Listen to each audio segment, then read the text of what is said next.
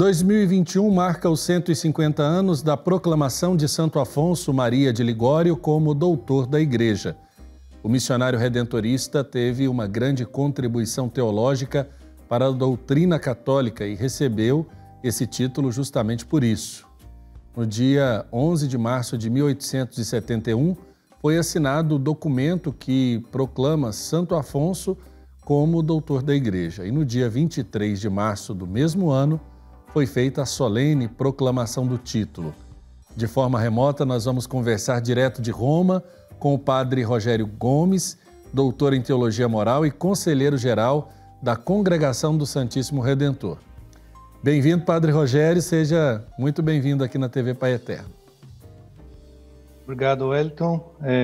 Uma boa tarde a todos os telespectadores que nos acompanham e muito obrigado pelo convite. Certo. Padre Rogério também está conosco na entrevista a Caísa Portaluppi. Caísa, boa tarde. Boa tarde, padre Wellington. Boa tarde, padre Rogério. Seja Boa bem-vindo tarde. mais uma vez. Obrigado. Bom, a gente começa então perguntando, padre Rogério, o que significa esse título que nós estamos celebrando os 150 anos da concessão de Santo Afonso, que é o título de doutor da Igreja.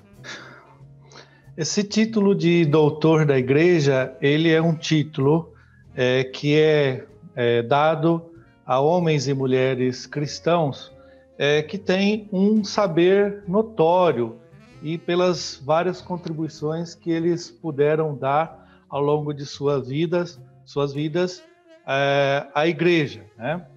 Então, são pessoas, homens e mulheres, que têm uma sólida doutrina e que a Igreja reconhece tal doutrina que serve para ser proclamada, para ser seguida pelos seus fiéis. Então, são doutrinas que estão em profunda coerência com o Evangelho e com as verdades de fé professadas pela Igreja.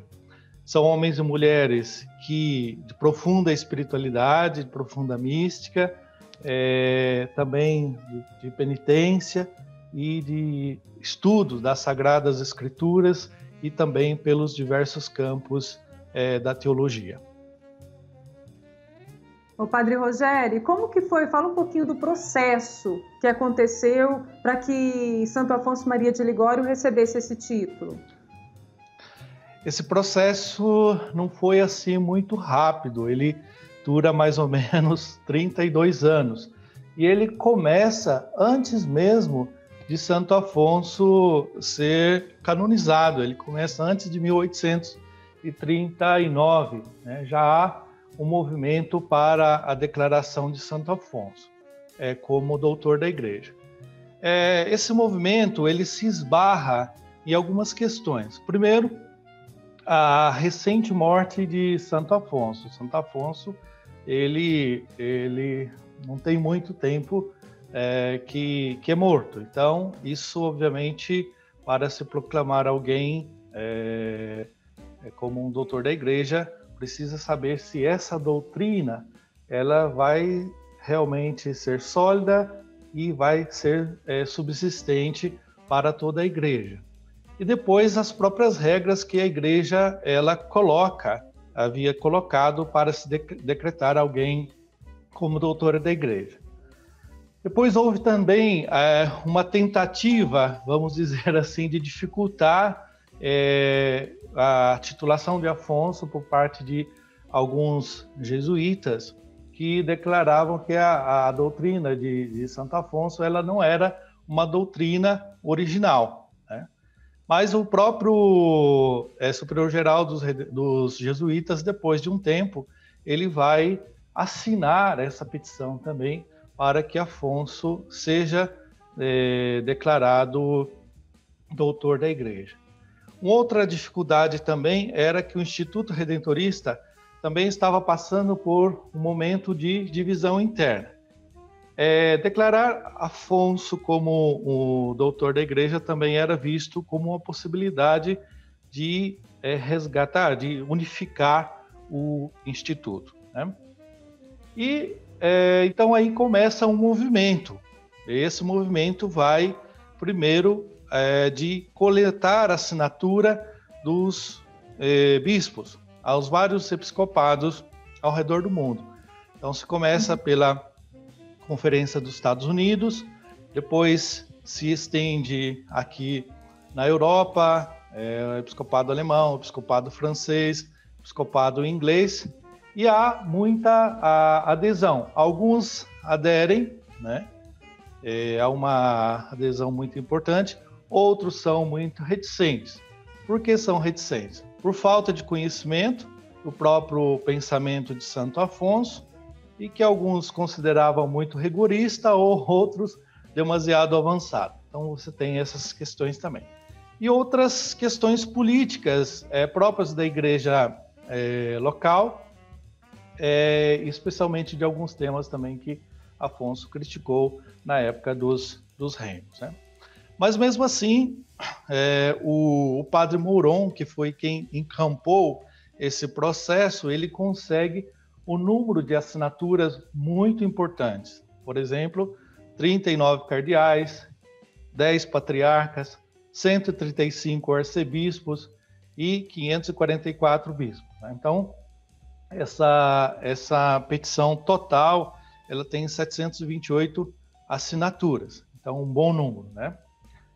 Depois, no dia 23 de julho, o padre Mouron, que era o superior-geral da época, ele se reúne com o Papa, com Pio IX, e ali ele sente um pouco de incerteza da possibilidade do processo ir à frente, embora o Papa era de fato favorável, né? Depois o documento ele foi enviado à congregação para os ritos, e a partir desse momento, então, começa o processo, né? Se nomeia, então, aqueles que vão fazer a defesa. No caso, foi um advogado da Universidade Sapienza, da Pontifícia, da Universidade Sapienza, aqui de Roma, e depois também o próprio Vaticano nomeia aquele que deve contrapor, fazer aí uma espécie de advogado do diabo, né?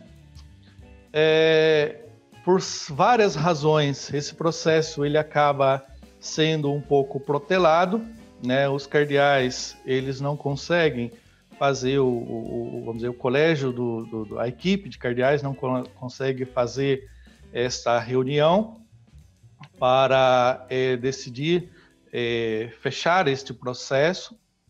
Depois, numa outra, eles conseguem, aí tem o voto quem dá o parecer, dos peritos, 2 peritos.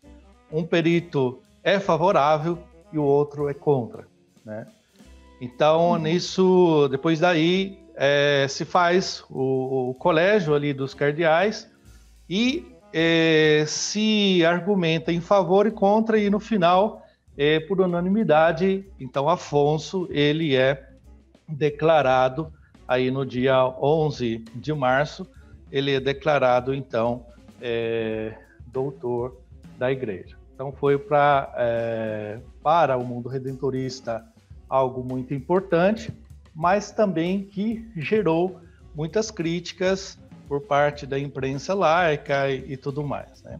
Então, foi um processo que não foi fácil, mas que, no final, Afonso ele é apresentado como um modelo para toda a Igreja Universal.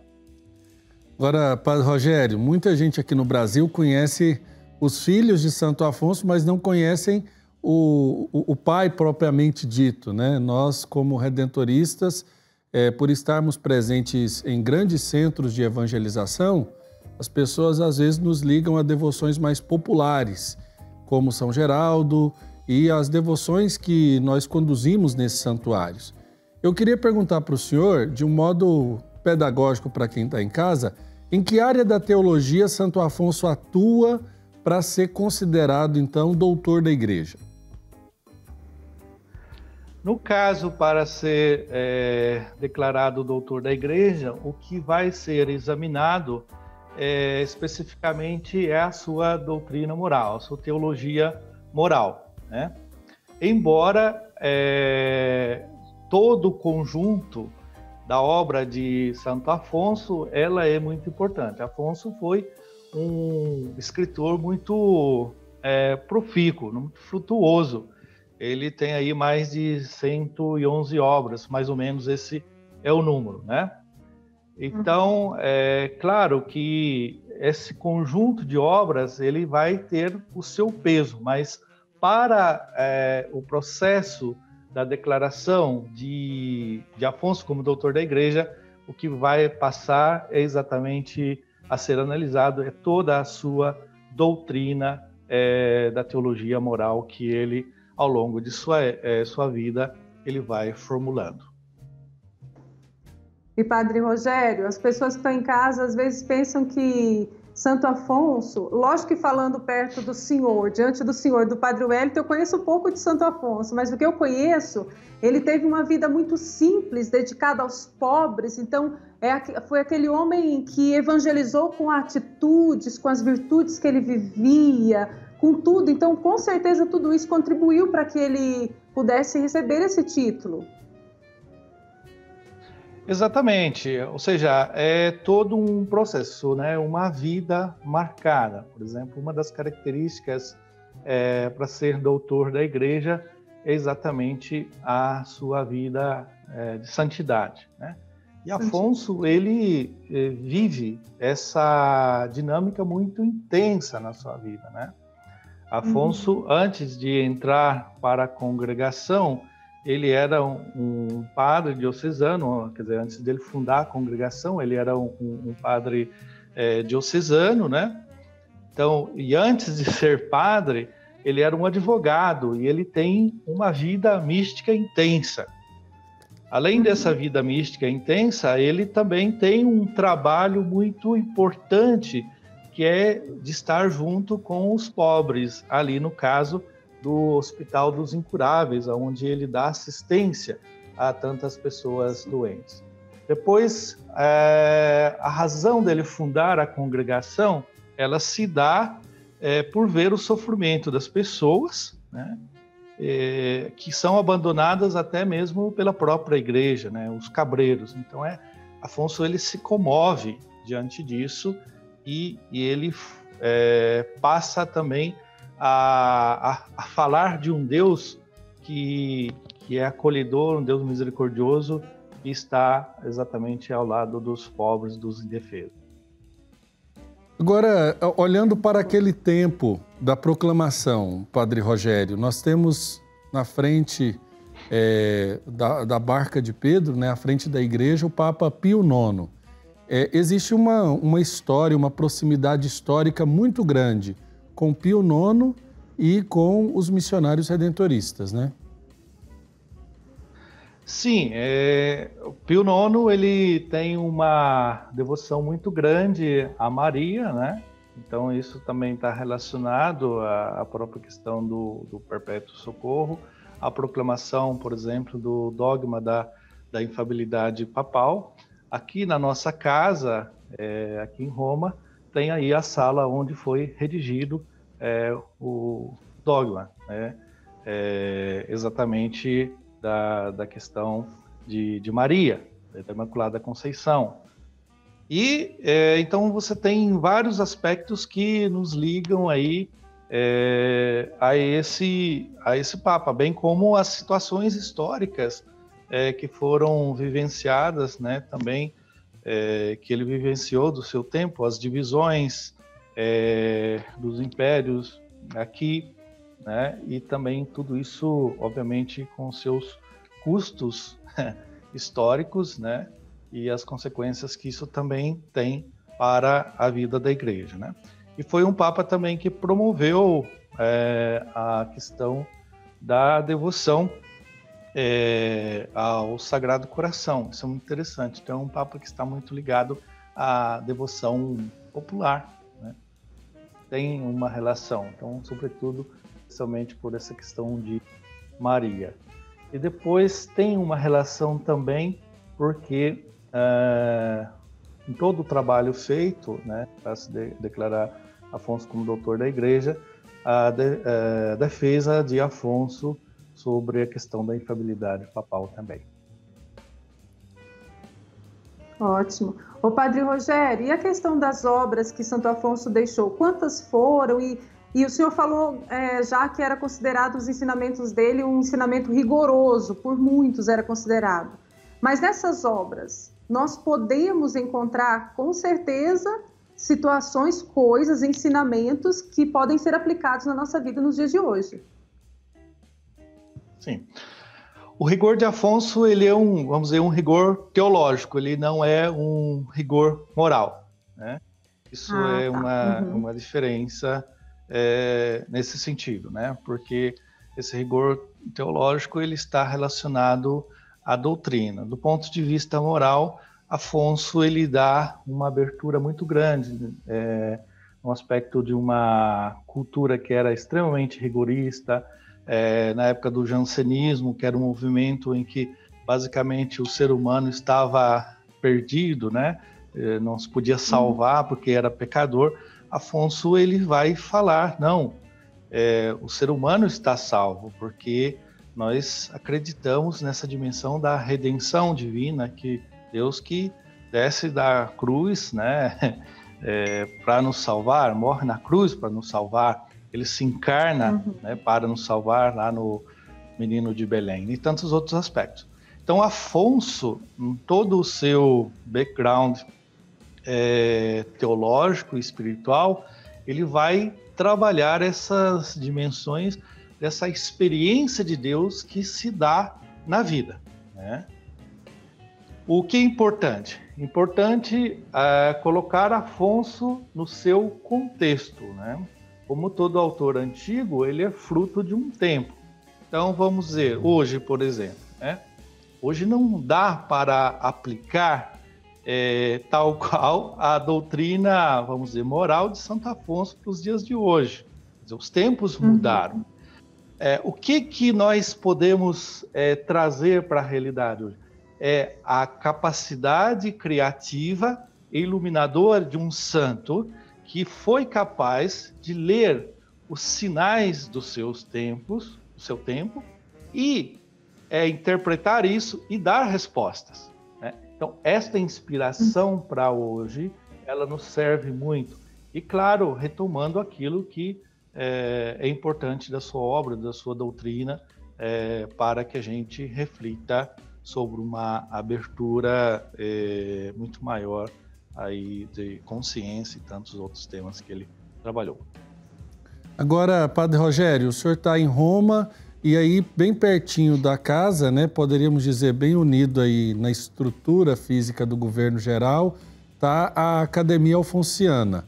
O senhor ainda está como professor na academia? Eu estou como professor, mas devido ao fato de estar no Conselho Geral, então me dificulta lecionar. O que eu tenho feito é seguir teses. Então, eu tenho 5 orientandos. Então, isso me dá a possibilidade de fazê-lo, até para que eu me mantenha ligado à academia, à pesquisa, naquele tempo, pouco tempo que me resta, mas eu tento me manter conectado à área da docência. Eu pergunto, padre, porque nós sabemos que esse será um tempo, até para as comemorações acontecerem, um tempo excepcional, a gente tem dito aqui.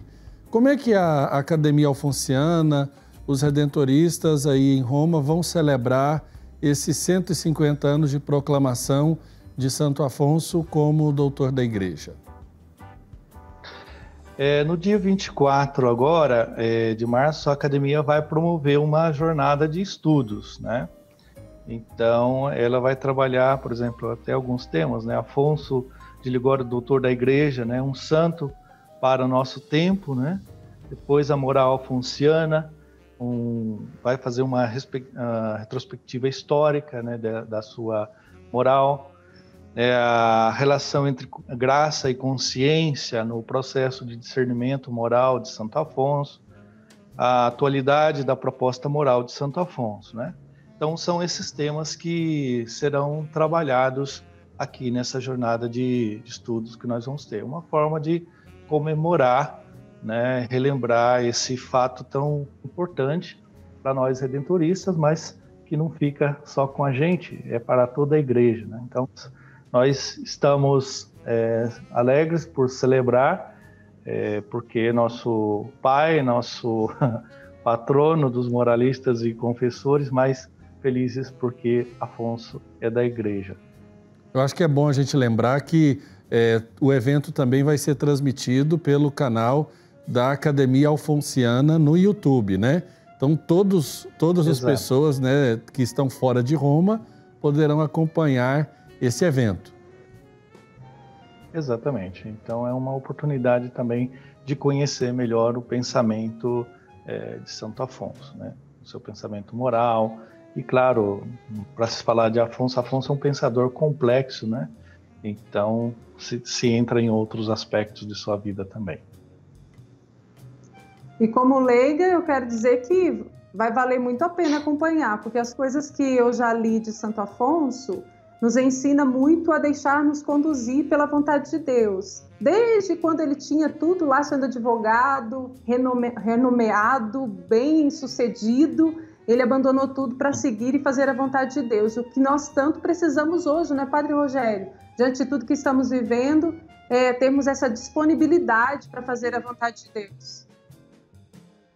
Exatamente. Eu acho que a grande lição que Afonso nos dá é essa lição do serviço de estar no mundo. E aí, para os leigos, é muito importante isso, né? Essa dimensão do fermento, de fermentar aonde se está. Por exemplo, Afonso era um advogado, né? E a grande preocupação de Afonso era com a questão da justiça, né? Tanto é que uma das razões pelas quais ele abandona o tribunal é exatamente quando ele é acometido e ele vê que é acometido de uma tal injustiça, né? Então, hoje nós estamos vivendo essa realidade de um mundo cada vez mais complicado, complexo e com tantas incertezas. Então, um pensador, né, como Santo Afonso, ele inspira, ele dá coragem, ele dá segurança, ele oferece uma experiência profunda de Deus e uma mística para seguir caminhando nesse mundo com suas luzes e com suas sombras. Como foi o mundo de Afonso também, com suas luzes e com suas sombras. E ele nos dá, então, essa inspiração para discernir nossos modos de agir e de responder àquilo que o Evangelho nos propõe. Agora, Padre Rogério, o senhor, como doutor em teologia moral, conhece essa obra magna de Santo Afonso que desperta, por exemplo, na ciência da igreja, na área da moral, muita atenção e que também o conduz, juntamente com os demais escritos, a essa cadeira de doutor da igreja. Mas eu queria que o senhor colocasse para quem está nos acompanhando qual o caminho que um leigo deveria seguir para conhecer Santo Afonso. É claro que nós sabemos que há uma diferença entre os escritos mais teológicos e os escritos de maior piedade. Dentre os escritos de maior piedade, aqueles escritos para o povo, qual que o senhor indica para que as pessoas possam ler, para conhecer um pouco desse santo que nos é tão caro, tão importante, até mesmo por ser o nosso pai fundador?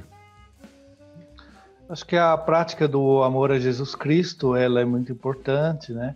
A oração, né? As glórias de Maria, que são obras espirituais. Tem uma linguagem muito própria de Santo Afonso, né? Os superlativos que ele usa, chega até a ser um pouquinho meloso, nós dizemos, né? Podemos dizer. Mas é resultado de um tempo. E eu diria assim, conhecer um pouco da história de Santo Afonso, né? Do contexto social, cultural que ele viveu, né? Todas as problemáticas também eclesiais daquele tempo, né? Então isso é importante, fazer uma boa contextualização histórica de Santo Afonso ajuda bastante a compreender quem é esse pensador, para não deslocá-lo do seu tempo, né? Senão a gente fala, poxa, mas Afonso está dizendo isso, o que isso tem a ver com o tempo de hoje? Não, Afonso falou ao seu tempo, né, buscando dar as respostas, aquilo que de fato ele acreditou ser o correto, depois de muito discernimento, né? Afonso faz o seu discernimento, né? Então, e a partir disso, teologia moral também é sempre esse caminho de nos ajudar a fazer o discernimento entre o agir bem, né? Essa é a questão, né? Agir bem de acordo com a nossa consciência, à luz do Espírito, à luz do Evangelho. Agora, Caísa, estou vendo o Padre Rogério falar, a gente não pode deixar de aproveitar para perguntar para o Padre Rogério sobre a missão redentorista no mundo, porque o senhor está de um lugar, entre aspas, privilegiado como conselheiro geral. E ao colaborar, né, como um dos coordenadores da congregação no mundo, como é que o senhor vê hoje a missão dos redentoristas, dos filhos de Santo Afonso, nessa realidade que nós estamos passando no mundo de hoje? Com todos esses, eu não digo somente desse período último da pandemia, mas nos últimos tempos, como é que nós podemos avaliar a presença redentorista no mundo de hoje como frutos daquilo que Santo Afonso plantou? Eu penso que, com todos os nossos limites, nós estamos buscando responder àquilo que Santo Afonso nos ensinou, especialmente a presença junto aos mais pobres, né? E a levar a boa nova da redenção a esses mais frágeis, mais abandonados. Durante esses tempos, né, da pandemia, a gente recebeu relatos de experiências muito profundas, muito bonitas, realmente de doação de confrades redentoristas trabalhando em vários frontes, exatamente para ajudar os mais pobres e os mais abandonados. E a congregação, ela está viva, né? Nós estamos aí em 80 países, né? E o coração da congregação pulsa, porque é feito de pessoas que amam com todas as suas dificuldades, contradições, mas que realmente querem levar uma mensagem, querem fazer algo bom, querem, de fato, lutar por um mundo melhor. E eu creio que, então, isso é o que nos move, né? Essa busca de colocar sempre o Evangelho em prática nos diferentes contextos culturais, com suas dificuldades, né? Nós temos situações na congregação de muito desafio, situações de fronteiras, né? Em que redentoristas, por exemplo, vivem escondidos porque não podem proclamar o Evangelho, mas estão escondidos ali, testemunhando de forma silenciosa o Evangelho, né? Então, são testemunhos, né, no mundo aí às vezes tão sombrio, mas que são focos de luzes que estão ali nessas realidades. Padre Rogério Gomes, doutor em Teologia Moral, conselheiro geral da Congregação do Santíssimo Redentor, quero agradecer ao senhor por ter tirado um tempinho aí no seu cotidiano para poder nos atender aqui da TV Pai Eterno. Muito obrigado, a gente espera, num momento oportuno, a gente voltar aí a falar com o senhor. Ok, é um prazer estar com vocês e poder partilhar um pouquinho dessa experiência, né, do nosso pai fundador, desse teólogo que está aí, né, muito vivo e nos ajudando a discernir aquilo que é bom para a igreja e também para que cada ser humano possa, de fato, viver bem a sua vida.